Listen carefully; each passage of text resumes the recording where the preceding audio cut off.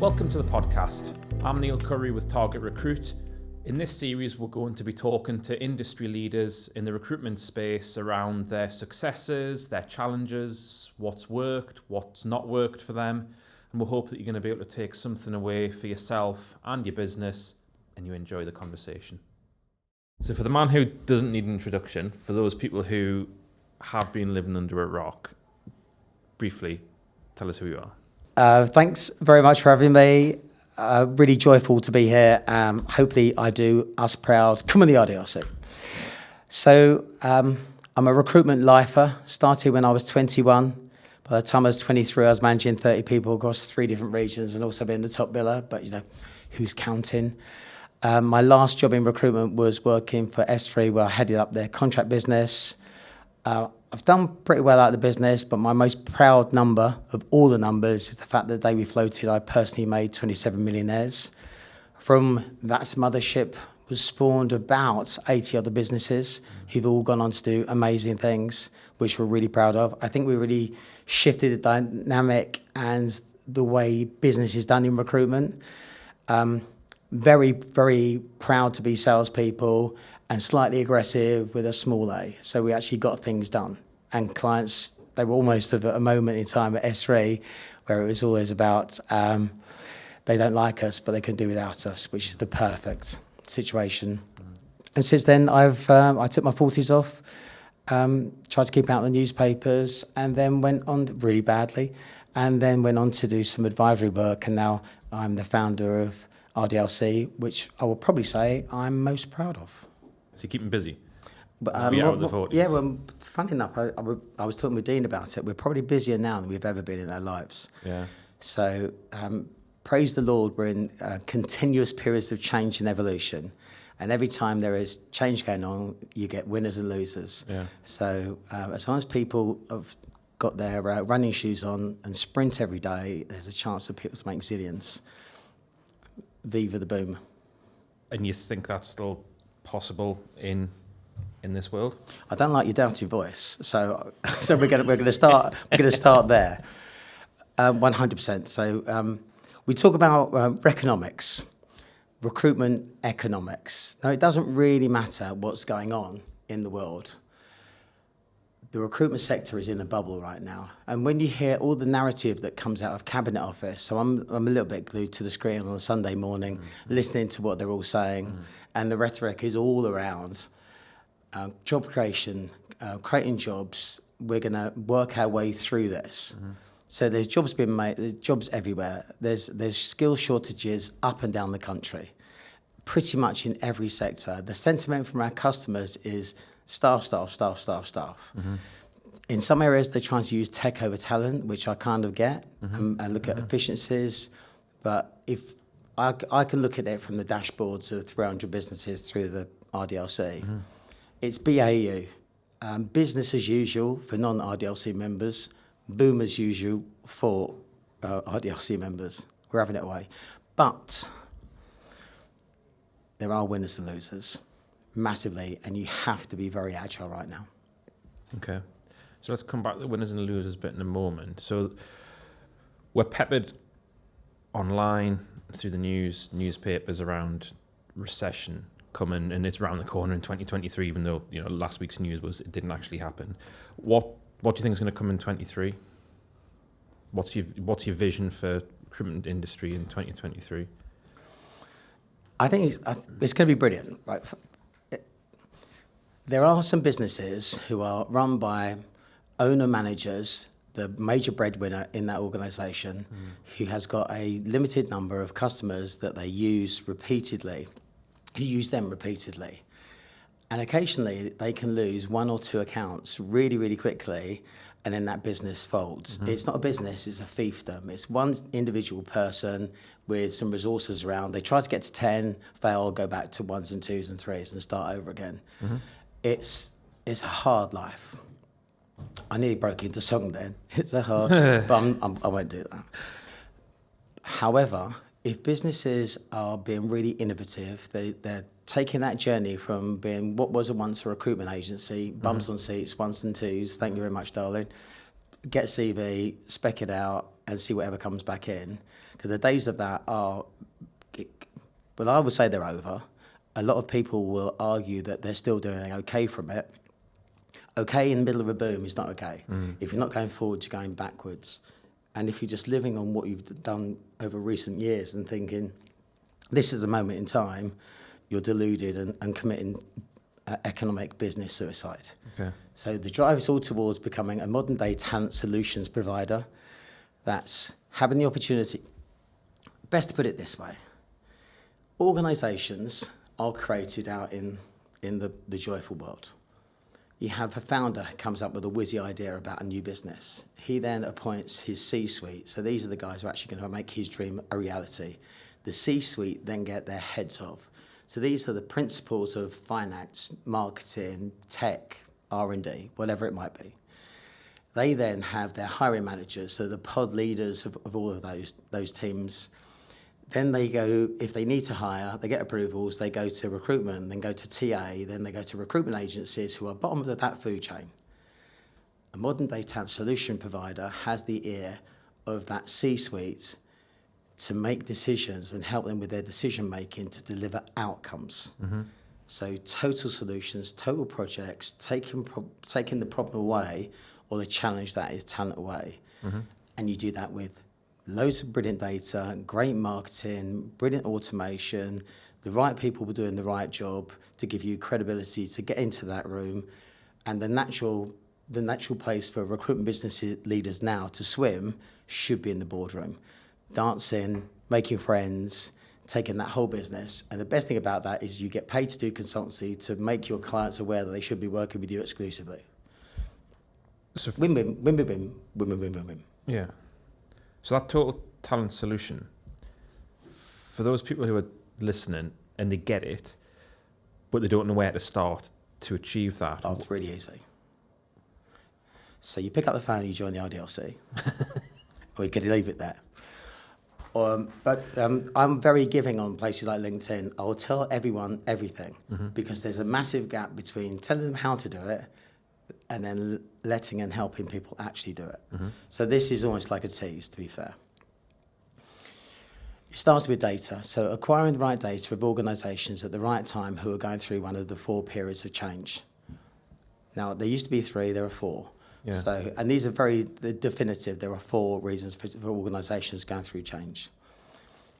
So it will be a business that's trying to make more money. So trying to make an extra million. So that's looking at competitive advantage, first mover, becoming very lean and agile in terms of what they do. There are organisations trying to save millions. So that's all to do with business efficiencies, take over talent, and reducing op cost. Then you got compliance. Boring as it is, but in the city you had MiFID, and there's always something that's coming out, and an organisation has to go through change. And the only gift that COVID left behind was the fact that businesses are pivoting, so going through rapid change. So it could be so much as there's a great opportunity for tech business, certainly around cyber security, because now more people are working remotely. During that period of time, 2 years ago, whilst that was happening, massive requirement for cybersecurity, chasing data, especially if it's privileged and highly sensitive data that is outside of the normal ring fencing, pen testers. So there's always opportunity there. So we want to find organisations who are going through one of those periods of change or businesses who are recently taking funding. So there is a great way, and this is all in the public domain, and you can use a whole host of tools to find organisations that are taking Series B is better than Series A. Series A, they're still very flaky, but Series B money, if an organisation is taking on finance, they're typically looking for 3 things that recruitment can help. They're looking at tech people to build products or to fix a solution or to create an infrastructure. They're looking for salespeople to grow that business and take product to market, or they're looking for some key hires, strategic people, business critical. We can help with all of that.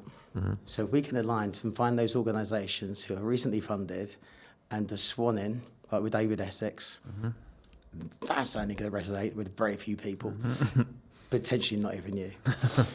If we can then walk in front of those customers to tell them what we can do, how we can do it, and align with some of their needs, then we are absolutely strategically and perfectly placed to actually advise them and do something different. In that way, we get all the business, not some of it. So that starts with data. Then it starts with your killer message. So what we're going to say to businesses that we are deliberately different. What is the most compelling thing that we can say that get people to call us? I will use an example I use with people, but please forgive me because I'm not sure this is public worthy, but I use it with some of my friends. If you drop a message bomb, it's very different from dropping a message. So how does your message become so compelling that it merits somebody thinking of changing their supply chain? Which is a bit of a ball ache. I mean, everyone's busy. Everyone's going at 100 miles an hour. Why bother? Saving money is a great one, but how do you actually create that narrative? So working it as a team, I would. Some people phone up and say, I'm leaving a message because it ticks a box on my KPI numbers. It gives my boss off my back, but I wouldn't call me because we're pretty shit. Like, that's not a great call. The other end of it is, if you don't call me in 20 minutes, I've got your children. Call me. Right? I'm probably towards that end of the spectrum, but don't have to go quite that far. But that's where you need to judge it. How compelling is that message? So you get really strong messages. Then you create content around that message. So what does your content look like? How are you going to create the content? Who's going to govern the content? Who's going to create the content? How are you going to get that all together? Are you going to use push tools to get that to market? Are you going to use landing pages? How many times are you going to push that message? What else are you going to do? How does that link to your LinkedIn profile? Everything needs to be totally aligned, and then you need people in the business to manage that. So it's quite easy. The right data, the right message, the right content, and somebody to manage that process. And that's the vehicle that you should use to either open up a new division, a new territory, a new country. Professional carp fishermen go out at 5 o'clock in the morning and they ground bait. They make sure that part of the river is warmed up as possible with this hooky piece of bait that they've been brewing in their bottom shed. I mean, the randoms. But they make sure there's a decent chance for whoever lands there fishing is going to catch some fish. Too often we just say to someone, you're a brilliant recruiter, go and do this new market, good luck. But that's the first 3 months gone. The person's just gutted, frustrated. We're then thinking, this is costing us a fortune, he's not as good as we thought he is. And actually, when that person is culled or leaves, how much better is that patch that he's left behind? We could have done that, and the next person in the next 3 months, he's probably going to be really successful because he's done all the hard work. Why didn't we do it first? So this is a really easy way to do that, which means we become borderless. So why work in the UK when you can work where the cash is? And where's the cash? Over the pond. So it's just dead easy right now. So it's slightly different. The customers will like the sound of their own voice. They'll always pretend to engage with you, but actually don't. They do want to have 12 interviews firsts. They do want to see 30 CVs, but the fees are double what you get in the UK. They pay you within 2 weeks, and upon acceptance, there's no such thing as a rebate. 12 grand here, 35 grand there. Why wouldn't you? Okay, so there's a lot that you've mentioned there. A lot of really good stuff. My pleasure. For these people who what you're saying resonates, but they haven't necessarily gone through it themselves, would you recommend collaboration with people who have and gain that knowledge, or to bring talent in to be able to run the agency effectively? It's very difficult because you're asking for my opinion, right? So I'm sounding like I'm massively opinionated, of which I am. But I will say, I think that too many businesses have too many speed cameras in what they do. So they always expect to get a trainee recruiter to become a recruiter, to become a senior recruiter, to become a principal recruiter. At that point, they might be a billing manager. Well, I can tell you what will happen at that point is they don't want the job because they've just started earning real money. And now they're having to be as good as they are. So they're doing 5-day or 4-day weeks if the business leader has lost their head. Why are people doing 4-day weeks in the boom? They should be sleeping in the office and going home for 5 minutes on the Sundays, make sure the kids are still there. That's it. When the market gets absolutely shit, spend as much time as you want at home because nothing ever happens. When the going gets good, don't go home. When the going gets bad, go home whenever you want. Doesn't make a difference. Random. But I think it's wrong to expect people to go through that process when they just start earning money and then they have to do 4 days work in 3 because at least 1 day is going to be dedicated to other people's efforts and activities. Sure. Now, using sprints gives you time back, so that's a really clever way to do it rather than driving on KPIs, and we're a massive advocate of that at the RDLC. However, it's a speed camera.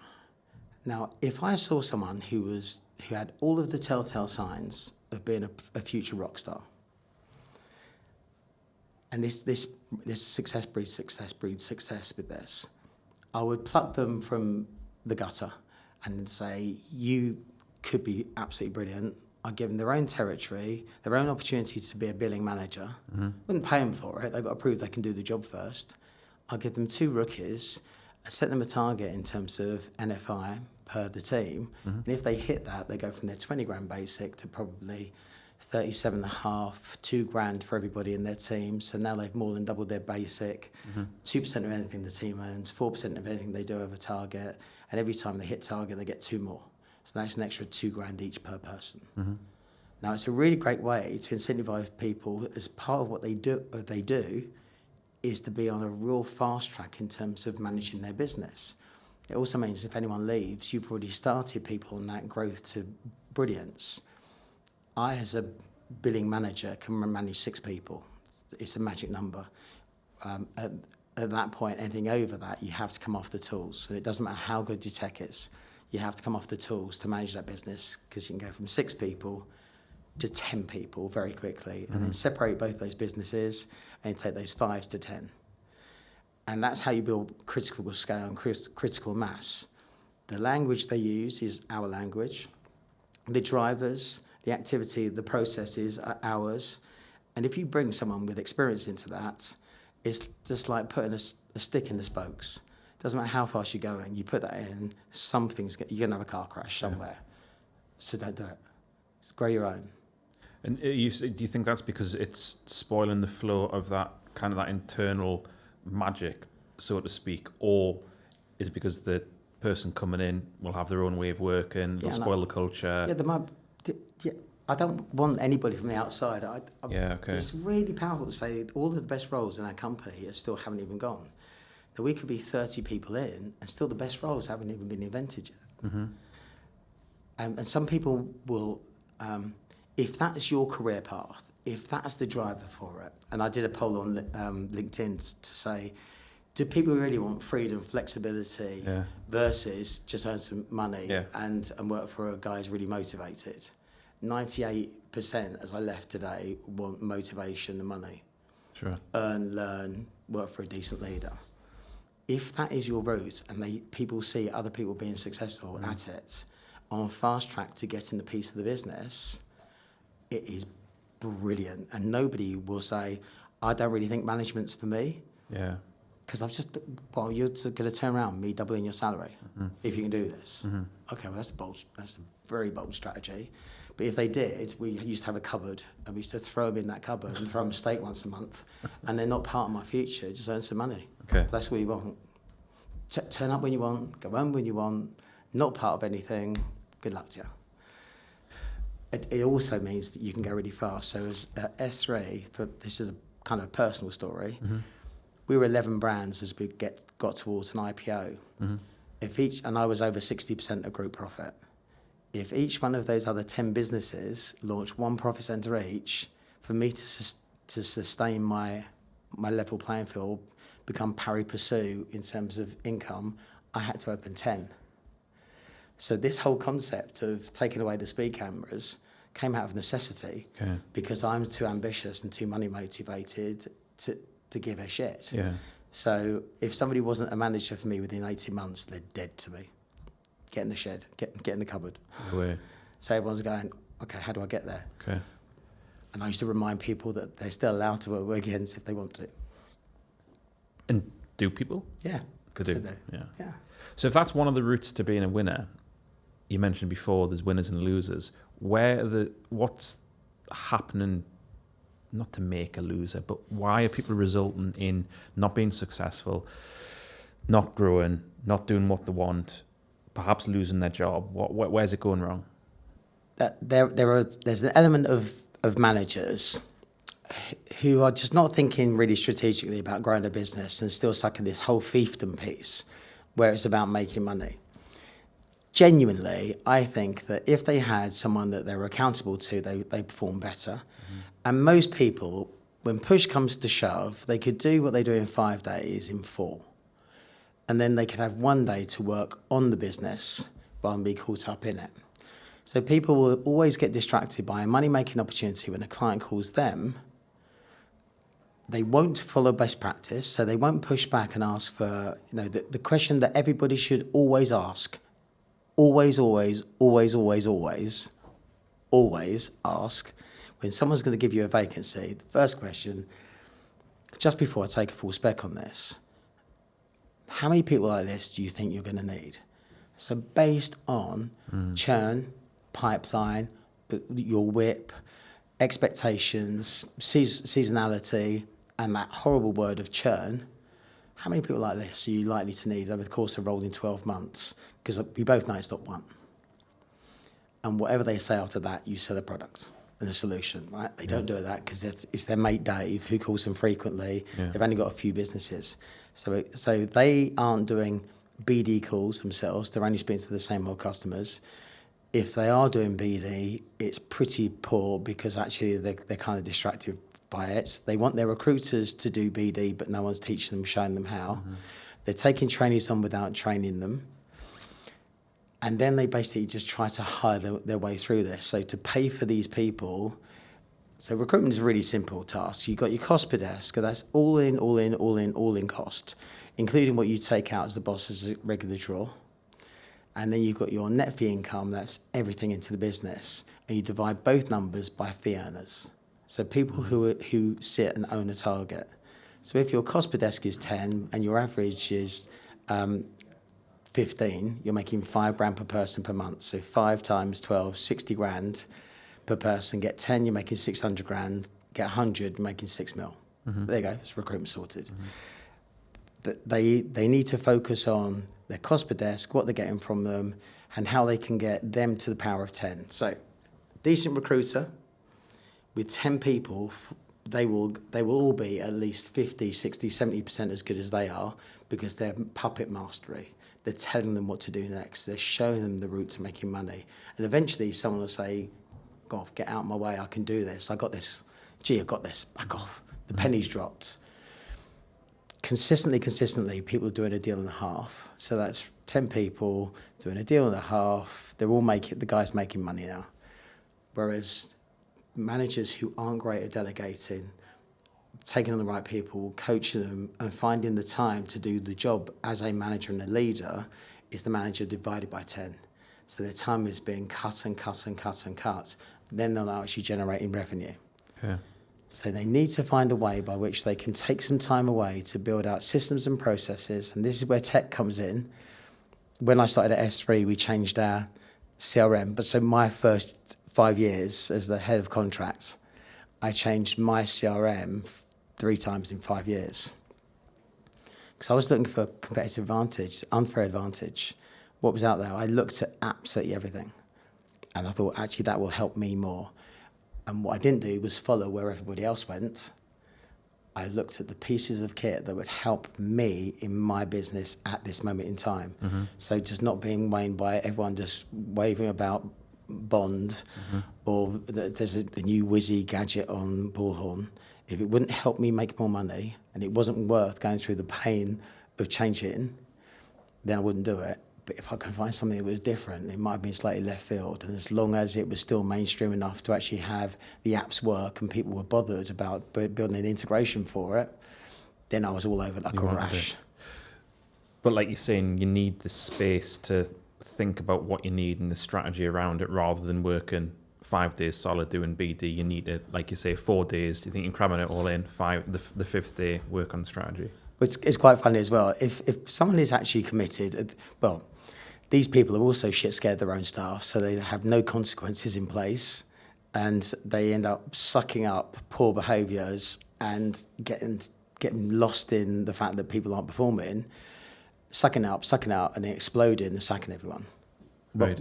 Brilliant, well done. Yeah. No value there. All you've done is burnt cash. So you're saying the buck stops essentially, or more often than not, with the manager or the head of the fiefdom? So the head of the fiefdom, it's always his. He owns everything. Of course. I mean, what people don't realise is the boss of bosses, now kudos, this is the guy who's taking the risk and exposure. He should earn the most money. Yeah. Truth is, they generally don't for a very long time. They're the last one to get paid. They're still thinking about running payroll and issues on Christmas Day. It's living in a very highly stressed environment. When 4-day week came in, I think a lot of businesses adopted 4-day week because the boss of bosses was a bit knackered and kind of fancied it himself. Yeah. Truth is, there shouldn't be a 4-day week in the middle of a boom, and even if their business is working a 4-day week, they shouldn't be. I'm 8 years into a startup with the RDLC and I work 7 days a week. I haven't finished startup phase yet. Yeah. So I think, no, I work pretty hard. I'm addicted to it. But once I earn my money, then we build around it and make sure then the business can grow without me and do it without me. Then it's got shareholder value. You've mentioned tech. So 3 CRMs in 5 years at S3. What do you think the trends are for tech in this space in the next 12 to 18 months? Obviously, it's the most exciting time for tech into services and tech specifically into recruitment. And if people aren't thinking, time to change, time to look on, time to do something different, they're being mental. So tech is there to help people do more deals, is to reduce time to do deals, to give people the ability to get more data in so they can be more efficient. Tech isn't there to make the life of a recruiter easier. It's an investment to help them do more business. So if by a 20 grand investment a month on something means that your 10 people all do one extra deal and your deal value is 10 grand, 100 grand versus 10 grand, 20 grand outlay. It's just good economics. So that's how people should be thinking about this. And make sure you look at the ROI and the activity of everything that you plug in. There is a danger at the moment in terms of tech that there's always something whizzy and new coming along. So I would always urge people to get the shortest contracts they possibly can. Yeah. Because once you're committed, you're kind of committed. But once you're using something, you have to explain to the recruiters what you've spent, how it works, and make them part of the fix here, because it doesn't matter how good the tech is, if people don't use it properly, it's shit. And it's a very expensive paperweight. So you need to make sure that people use everything to the nth degree, and people do what you inspect, not expect. So check them. And if people aren't using something properly, you take it away. I also really like zero-sum things. So if we really believe in something, I create a steering group of everyone, see if they like the product, get them bought into it, and then ask them how they can take it away from their cost per desk. So that's going to cost an extra 600 quid a month. I'm happy to spend it. I'll put the commitment, find me 600 quid that you don't need elsewhere. Take it off the job boards, take it off here. That's always really quite interesting. You get everyone say, well, we don't need that shit. But it's the only way I could get them to tell me it's shit. It doesn't help by having something as the carrot to make that decision. Yeah. So it's actually cost us nothing to do these things. So the journey of a recruitment business leader is great salesperson, trainee manager, agony aunt, accountant. And the quicker you could become an accountant, the better your business will be. So once we understand that tech is there to generate more business, and we do business by selling on the phone, everything comes to that central point, and then you build efficiencies with all the automations. So going forward, well, I mean, it's a never-ending list now. Automation, front, middle, and back. So not just front in terms of marketing, it's how you run your operation, how you create your MI, how your data is delivered to you in real time, how you run your payrolls. Do you need people if you can use tech? Nice thing about tech is it works weekends and it doesn't make mistakes. It can go wrong, but it generally doesn't make mistakes. So you can take out layers of compliance and checking. Also, what I think is about to happen is that the tech is start to become predictive. If you've done this, it prompts the next activity. I think the biggest thing that everyone is raving about now is chat AI, chat GPT, and how AI is going to be plugged in. I think if there's any tech out there, I am urging all of the CEOs that I work with to go to all of their service providers to ask them how AI is being implemented and what product they're using.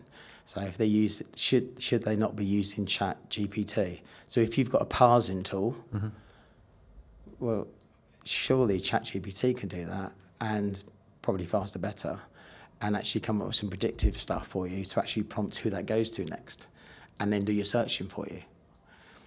So why don't we just use all this stuff? So what used to be a 360 recruiter is that the days of that are very, very numbered. Okay.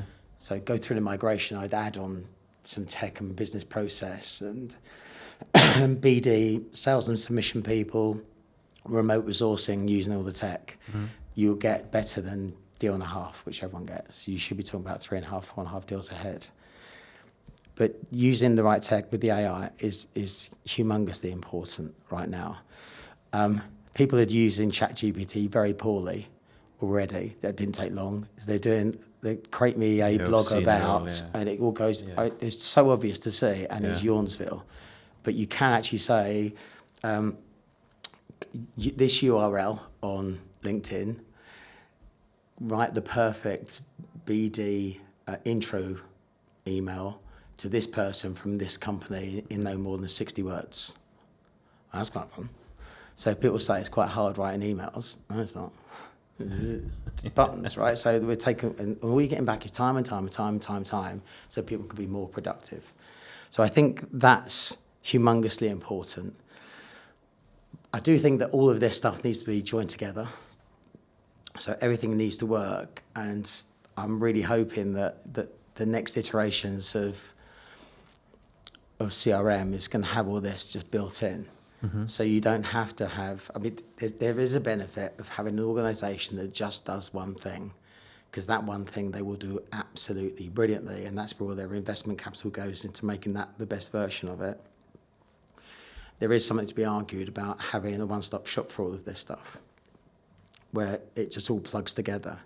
So I think that's something we've been talking about, creating the best bespoke solution for organisations who look like this, who are in this market, who trade here, and they operate like this, taking all the tools and the joy of Salesforce to plug them together and make sure that all of those tools that they're using are looking at next gen, so that actually there's a bit of longevity to that relationship and you don't have to change again. Yeah, I agree. I think with what we're seeing at Target Recruit, there's been so much change over the last few years. From, we talk about best of breed, or we talk about one platform which does everything, and more often than not, when you speak with people, they don't always know what it is that they need, and they do need that guidance. So I know that we've been talking about doing that one best fit for what the business needs. Where do you see people coming into using tech? Like, I like the approach that you've got, where you sit down with a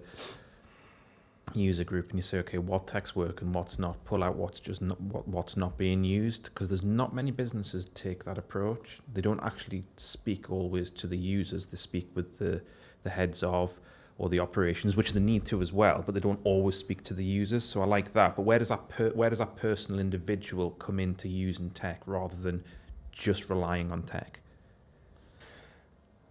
So recruitment is a people-based business, and long may that be the case. Yeah. But I'm a humongous advocate of tech.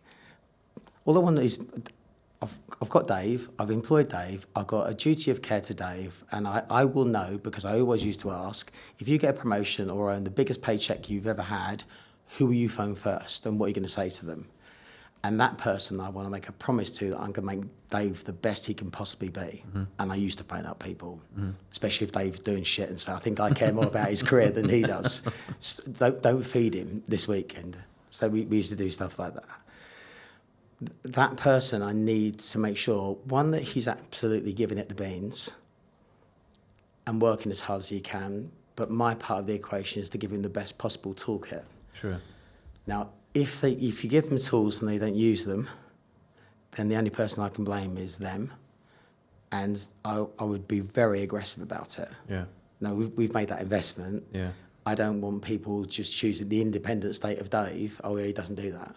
Well, he doesn't work it. Right, as simple as you don't get your Friday off, you don't come to lunch clubs, right? I take things away until such times he changes behaviour. They should be governed. So all of the intricate, it's a brilliant question, because in terms of resourcing, there's a suite of products that our resourcing teams use, be it that they're in the UK or they're based overseas. There's a suite of products that they should be using to find more people. So how do they scrape the market? How to scrape their internal data? How many times should we be touching all of that data that we've paid for? So people are sitting there with tens of thousands of candidates on the CRM that they don't bother to talk to. Well, that's a great use of money. And by the time they do think, oh, we should go do something about it, they've all moved on. Yeah, it's too late. And how many people? So if you lose you've got 10,000 people and 10% of moved jobs, that's 1,000 placements at 20 grand a pop. Literally, I can't because I upset myself. but all you had to do was engage with them and talk to them about what would prompt you for the next move, what would prompt you to move again. And that's the start of a process with that candidate to try and find them the perfect job. So that's a tool. That's a process, because you only need, there's going to be bounce back, so the data's going to clean itself. There's going to be people who respond to something, and that triggers what you send to them next, and you can do that through automation. So every part of the job, every part of the process and the function, there are key drivers that we need to know. The problem is too many people are still doing what they used to do in 1980s, and I'm proud to say some of the stuff that they do, we invented. I invented it when I had hair. Right, the world was a different place back then. Steam-powered computing. I had a card box, and half the things that people are saying and using today, we did first. 100% we did first. We reinvented the way contract was done. That being the case, why are we now trying to build a process that delivers that back as opposed to what the future is, what the current method is? So each part of you don't buy one size fits all. That's your CRM, leave it alone. Everything should work for the right people. Yeah, we see a lot of people who are, when they come to buy and implement, they know what they want, they believe in the tech, but they fall back into old habits. So like you're saying, Dave does his own process and isolation. He stops using the CRM, he stops using the automation, he opens his Excel spreadsheet, and the wheels start coming off. But the business isn't always brave enough to say, Dave, you need to stop doing that, even if he is the biggest fee earner. You need to get back on the CRM. But like what you're saying, there has to be consequences if somebody isn't invested in what you've invested in. But there's education throughout all of this. Of course. We have business analysts at S3. So, we have data analysts, we have business analysts, and we look, that's why I'm stato. I'm data-tastic. Because when you get to, it's really hard to get to 100, but the second 100 is quite easy in terms of staff. Yeah. And then it becomes an industrialized process. Once you understand all your data and your numbers, you can actually make change. You need enough of it to happen that people then will just want to follow that. I'm not going to say it's lemons. I think it's like heroes. That if you see David Beckham practicing penalties and free kicks all the time, and you want to be more like David Beckham, you'll do what he does. So monkey see, monkey do. You just need your top people to buy into that process. So be it that you use emotional piggy banking. So I'd always be looking after the guys who do the best, get treated the best. It's totally unfair. But if you make me more money, if you are part of the gang, you're going to get treated like nobody else. And if you're a bit shit, don't expect to come to the pub with me. Yeah. because that's how you build a culture where it's cool to be good, because then you get treated well. That person, that top biller, I'm going to, by any means necessary, I'm going to get him to do this. I'm going to learn him. Yeah. I'm going to word him, and I'm going to beg him, and I'm going to bribe him to do this, because even if he doesn't really do it or believe in it, if everyone sees him doing it, everyone will follow suit. But it's important to have people who understand the data, who can explain it in a way that, if you really understand something, you can make it idiot-proof for people to understand. So you need that person who isn't just a geek, someone who can actually explain themselves to them. And you also need a techie who's walking around talking about systems usage, best practice, how it works, why can't you do that? Okay, this is, and they need to be constant education. It's a constant education, and also making sure it's all working and looking at business efficiencies. So you might be using 10% of something. So you're saying that the decisions need to be data-led, like what you very succinctly explained about why would you start in the UK when the US is a much more of a ripe market and you can earn more money? Yeah. Because the data's there. Yeah. Okay. Are you seeing many agencies operating like that? So who rely on the data and what the data is telling them about how their business is doing well and not so well? 100% of the most successful ones do. They do. So the clues are there. Yeah. And the businesses who struggle, when COVID hit, we lost about 30 members from RDLC, and we never lose members. It just doesn't happen, right? It's oodles and oodles of value. And it was all fiefdoms, one-man bands, and businesses who were struggling because their regular clients basically shut up shop. And they hadn't got any tools by which to actually find new customers. I find it really interesting. So you might know an answer to this one, because I still can't get my head around it. It really frustrates me that recruitment business leaders have all of this data that they've paid for of clients who are all going to be hiring, right? Because they just do. They're not speaking to them regularly enough. Now, I was trying to think, how many times should you be contacting those people? So, or how many times should you spec them? Or how many times, what would you do? And people come up with a definitive number.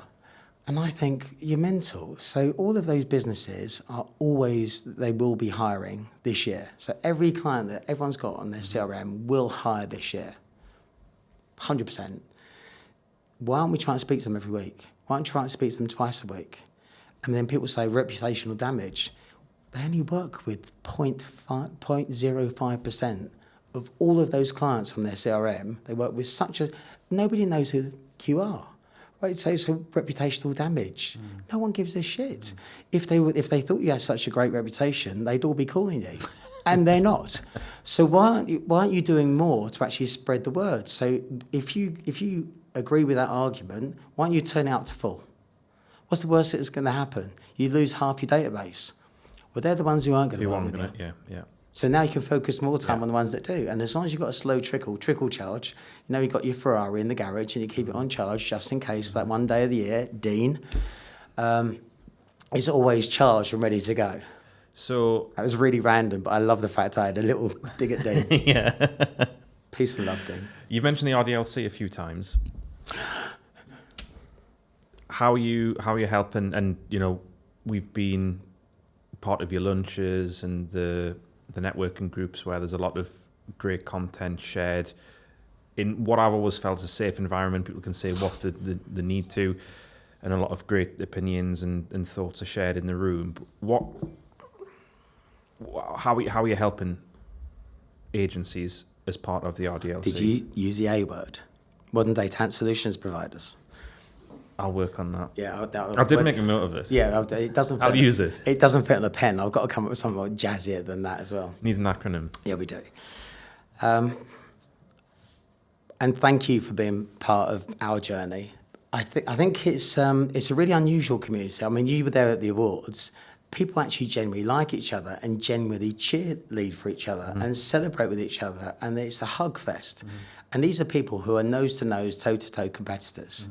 We work really hard together. We understand each other, and it's different by the networks because it is a peer-to-peer group. So quite a lot of the learning comes from other people rather than us projecting our opinions.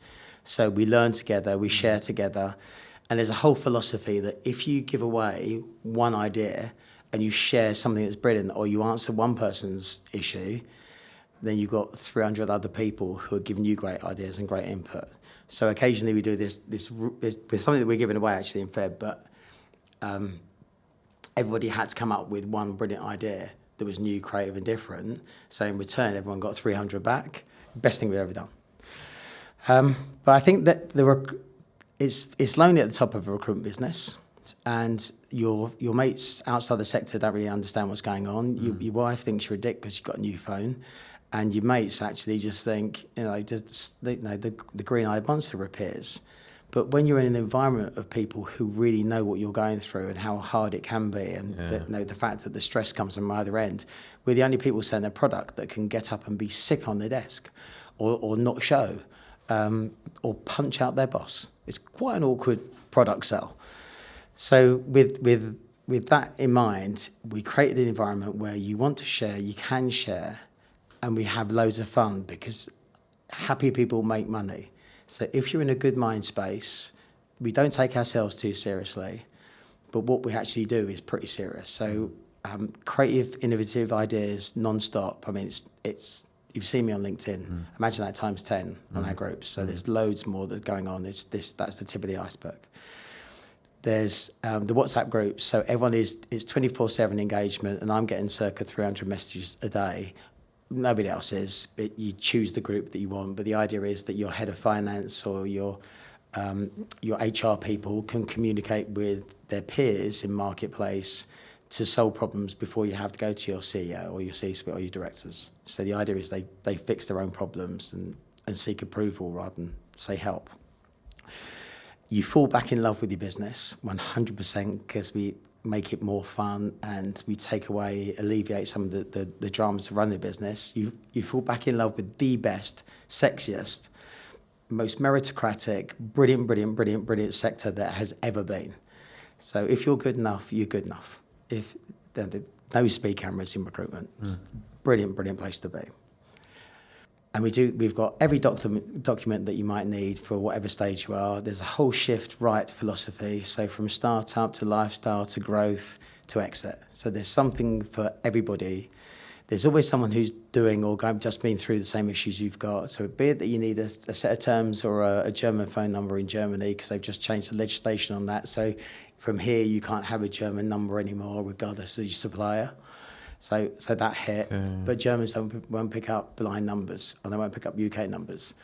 So how do you fix that? Well, we worked it out, we got it fixed, and everyone knew overnight, so nobody else needed to do the searching for it. So things like that, so from strategic to tactical to operational, it's kind of cool. And the cherry on the cake is that, as you guys know, we make people sharpen pencils on deals.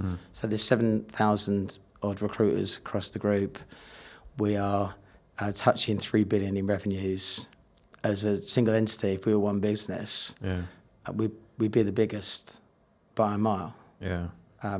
And we're all growing. So, BAU, boom as usual. There's just an air of like confidence and ambition, and anything's possible when everyone gets together in that room and starts discussing and sharing ideas. That's what struck me.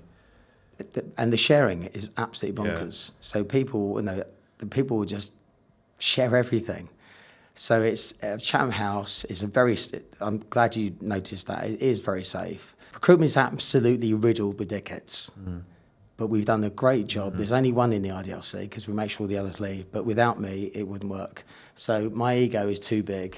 So people just have to climb over it to get into the room, and then I protect them. So yeah, I'm sorry about that, but I did pretty well. Yeah, good. So that's for the members and how great it is. Your supplier side and choosing the right supplier for your members and making sure it gets right. How do you go about that?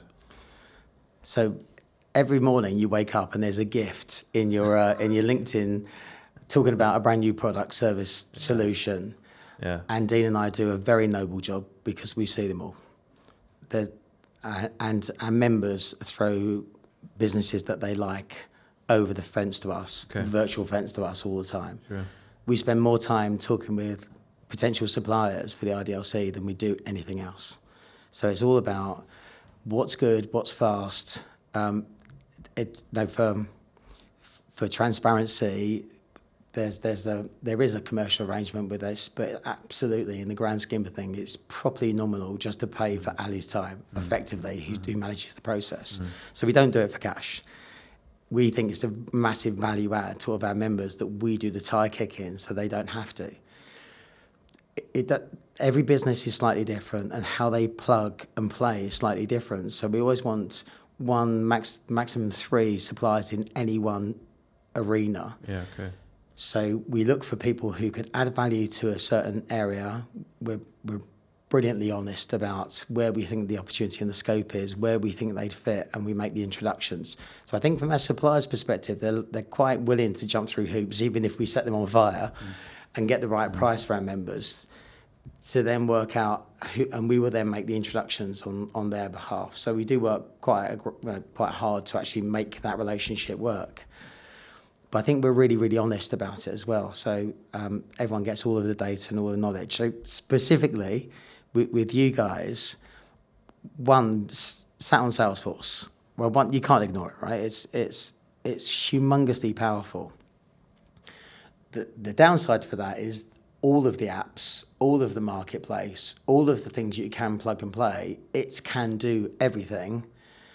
That's too much. It can be daunting. It's massively daunting. And I think what we've done brilliantly is just try to bring that back to, if this is your challenge, look at these. If this is a challenge for you, look at these, and bring it together. It's something that's like taming the beast. And nobody offered us that as a solution in this space. Plus the fact is we only work with good humans. So if we can work with good people, it's enough help, and speak to the people that really matter in the business. So so sometimes we really struggle with the American service providers because, like me, they love themselves. So that can be quite difficult. But when we find someone who works our way and kind of gets it. Yeah. I think the relationship works brilliantly, and we're big advocates. I think at the moment as well is your time is absolutely on point, because if people aren't consistently looking at CRM and the bolt-on parts, then they are mental. So you've got to be on the leading edge, because I know if I was running a recruitment business right now and I'm going to the 180 model and I need different functions for front, middle and back, and I need the operational stuff that's from my remote team, and I only want them to have access to this, a plug and play bolt-on solution that Salesforce offers is absolutely mint and perfect. Yeah. So I think I walk on water to choose you guys. I'll take that. Yeah. All day long. Just call myself Jesus. What has Jesus and Callum Best got in common? Don't know what. They're both only famous because of their dads.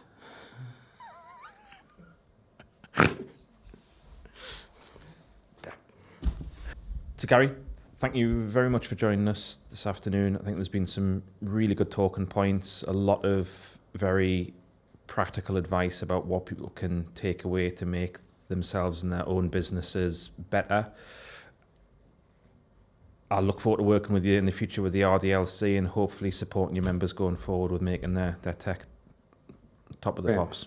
Thank you very much. Thank you for having me. It's been a blast. We did that quite quickly. I'm very much one take.